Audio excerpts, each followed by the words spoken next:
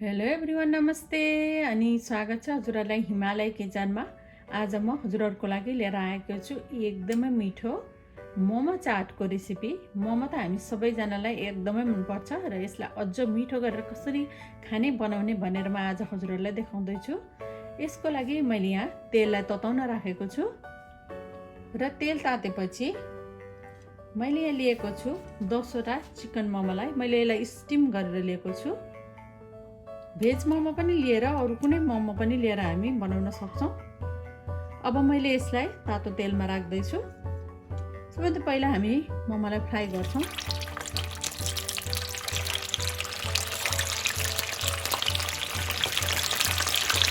यसरी राख्दा चाहिँ एकदमै बिस्तारो होस् गरेर राख्नुपर्छ। तेल एकदमै तातेको हुन्छ तातो तेलमा राख्दाखेरि।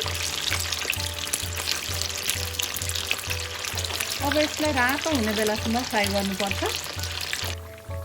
ल मोमो चाहिँ दुवैतिरबाट फ्राई भइसकेको छ। अब यसलाई म झिक्दैछु। यो रातो भएर राम्ररी फ्राई भएको छ।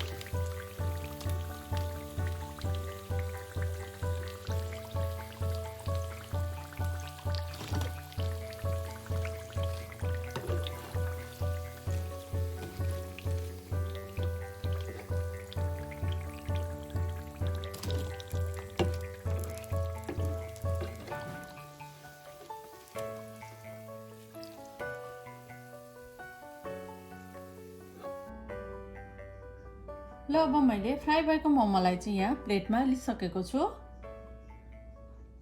अब म यसमा राख्दैछु मोमोको अचार। मैले 1/4 कप जति मोमोको अचार लिएको छु। अचार चाहिँ अलिकति धेरै लिँदा राम्रो हुन्छ।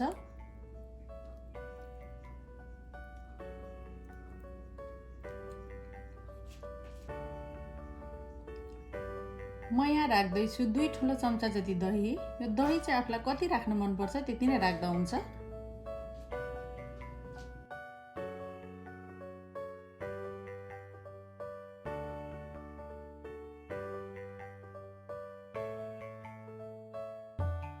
र टोमेटो साल लिँदैछु। मैले 2 ठुलो चम्चा लिएको छु। हजुरहरूले टोमेटो सस पनि यसमा राख्न सक्नुहुन्छ। र यसमा म राख्दैछु प्याज। मैले एउटा सानो प्याजलाई यसरी मसिनो टुक्रा गरेर काटेर लिएको छु।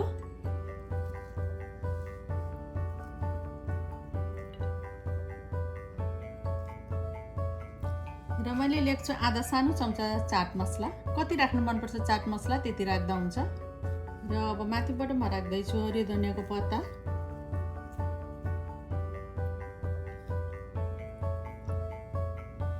दुईटा मसिनो गरेर काटेको हरियो खुर्सानी। पिरो चाहिँ कति राख्नु मनपर्छ आफूलाई त्यही अनुसार राख्दा हुन्छ। र मैले राखेँ थोरै फ्राइड अनियन। यो टेस्टको लागि यसले मिठो टेस्ट दिन्छ।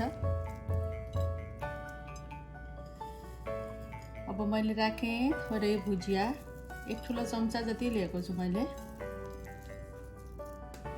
अब म राख्दैछु टोमेटो केचप।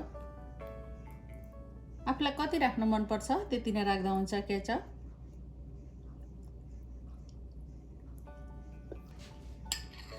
र 1 चम्चा जति दही फेरि म यसरी राख्दैछु माथिबाट।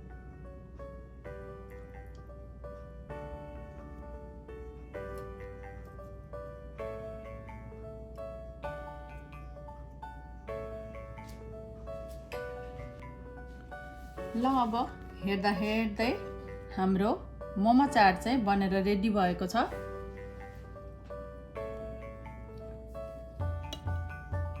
हेर्दै एकदमै खाउँ लाग्ने चाट बनेर रेडी भएको छ।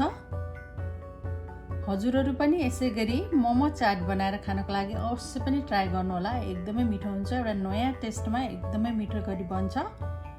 हस् त यो मिठो मोमो चाटको रेसिपी हजुरहरूलाई राम्रो लाग्यो भने हाम्रो भिडियोलाई लाइक कमेन्ट सेयर गरिदिनु होला। यस्तै रेसिपीहरूको लागि हाम्रो च्यानललाई सब्सक्राइब पनि गरिदिनु होला। सब्सक्राइब गरिसकेपछि नजिकैको नोटिफिकेसन बेललाई पनि अवश्य पनि क्लिक गरिदिनु होला। फेरि पनि यस्तै मिठो परिकारको रेसिपी लिएर आउने नै छु। हाम्रो भिडियो हेरिदिनु भएकोमा हजुरहरूलाई धेरै धन्यवाद।